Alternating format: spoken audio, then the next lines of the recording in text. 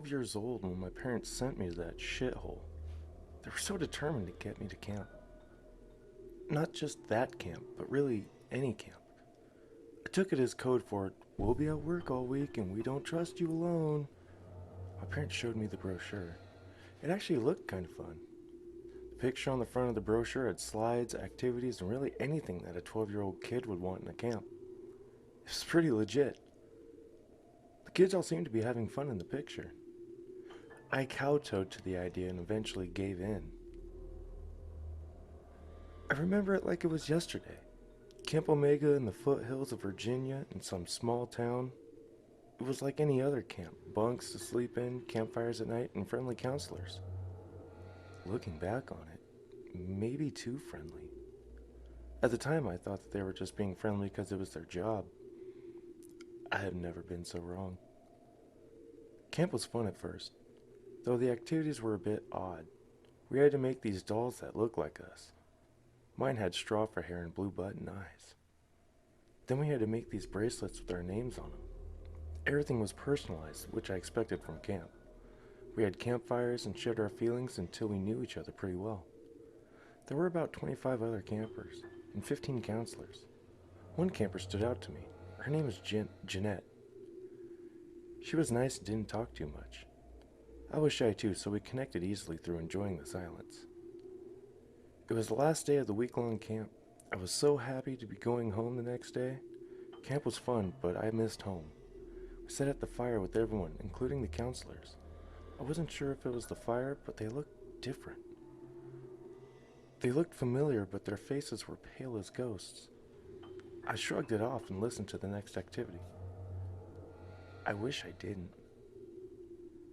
We all had our dolls that resembled us. I held mine in my hands and tried not to look at it, as its blank blue button eyes stared into me. This represents the old you, the you before camp, the lead counselor said to all of us. Then they had us throw the dolls in the fire. I watched as mine was engulfed in flames, snapping and popping as the fire consumed its canvas skin. You are a new person now, the head counselor told us. After the doll burning, they told us that there would be a goodbye ceremony and dinner. Two of the counselors led us back to the cabins and told us to pack our stuff. They explained that the celebration ceremony was at the nearby barn on the edge of the property. The other counselor left, so it was just one with us. His name was Scott. He was always nice and had good jokes. He waited at the fire pit as we all gathered our things. He was acting weird as I sat next to him waiting for everyone else. He was staring into the fire silently, with a disturbed look on his face. I love you, he muttered once we were all assembled. I didn't know whom he was talking to, so I assumed I misheard him. I love you guys. I'd do anything for you, he said clearly, so we all heard it. We all looked at each other with confused expressions, but it was a nice gesture. We said we loved him too. He smiled and got up. We're ready, he stated and led us through the forest to the edge of the camp. It was dark and the air got thicker. I was excited for the ceremony. I was ready to leave and go home where there was where there was cable and internet. I've had enough of the outdoors. We suddenly exited the woods and the barn loomed in the darkness. All the camp counselors stood around it in a circle with torches in hand. I felt my stomach drop. I knew something wasn't right as they ushered us all into the barn. It was an old rickety structure. I'm sure it wasn't up to any building code, and I was also pretty sure we shouldn't be in there. The counselors stepped inside and formed a circle around us, closing the door behind them. The head counselor broke from the circle and stood before us. Janet Lewinsky, please come forward for your departure, she said. We all looked uneasy, but Janet stepped forward. I was happy for her. Maybe she would get a ribbon or something cool to take home. The counselors moved from the ring around the barn to a ring around all of us, all the while holding their torches. I could feel my heartbeat quicken as they came closer and closer, and stabbed Janet in the neck. She didn't scream, and suddenly it was sudden pandemonium as the counselors threw their torches at the walls of the barn. I didn't notice that all the counselors had long serrated knives with them. I tried to run, but the barn was starting to go up like a match. Kids were running around screaming before being stabbed by the counselors. We have to get out of here, I screamed before running straight into Scott. Carl, don't you want to stay for the ceremony? He asked me. His eyes seemed to appear pitch black, and he wore the most sadistic smile on his face. I punched him in the gut and ran past him out in the opening of the barn. I had never run that fast in my life. I looked back briefly. God, I wish I'd never looked behind me. I could see black figures silhouetted by the light of the fire, running about screaming. Some stood still with their arms out, accepting the stabs by the counselors. I heard chanting of some sort. At first I couldn't make it out, but it grew louder. We know what's best for you. We love you. Over and over again. The sight of Janet's last breath as her mouth filled with blood flashed through my mind, and I ran. I ran into the forest, my heart beating in my ears like a drum. I didn't know where I was going. I was just running in the direction we came from. The chanting followed me. We know what's best for you. We love you. It repeated like a broken record over and over. The glow of the inferno lit the property dimly, so I was able to come out to the other side where the cabins were. I looked behind me again. I could see the brush moving and the chanting growing louder. How did they find me? How did they follow me? We know what's best for you. We love you. I ran faster, but I felt a hand tug at my shirt. I fell and it fell with me. I looked back and see the counselor.